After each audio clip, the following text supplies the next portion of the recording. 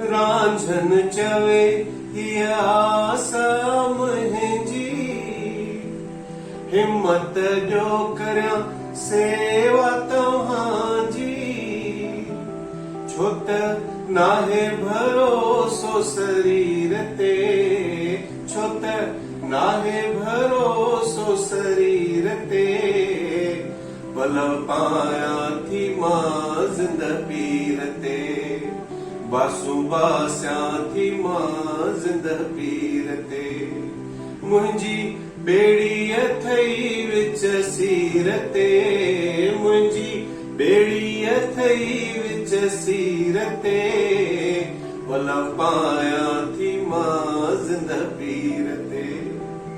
अहिड़ा अनेको गीत लिखण वारो मायनास फनकार, संगीतकार, गायक, कलाकार, ईअं खणी चइजे त हिन सदीअ जो महान कवि मास्टर रांझन।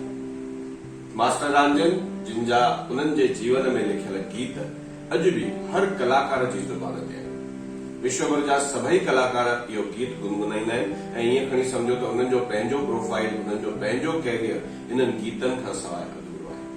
मास्टर रांझन इहा जेका गीतनि जी सौगात असांखे ॾिनी आहे, या ता ज़िंदगी याद आहे। हिते असांजे सिंधु नगर में मास्टर रांझन जिन जो सुपुत्र मोहन वलेशा ऐं मोहन वलेशा जिन जी सुपुत्री संगीता सुखवानी मास्टर रांझन सिंधु भवन जे ज़रिए सिंधियत जी सेवा करे रहिया आहिनि ऐं मास्टर रांझन जो जेको नालो नामूस आहे उहो जनता में प्रवाहित थी रहियो आहे।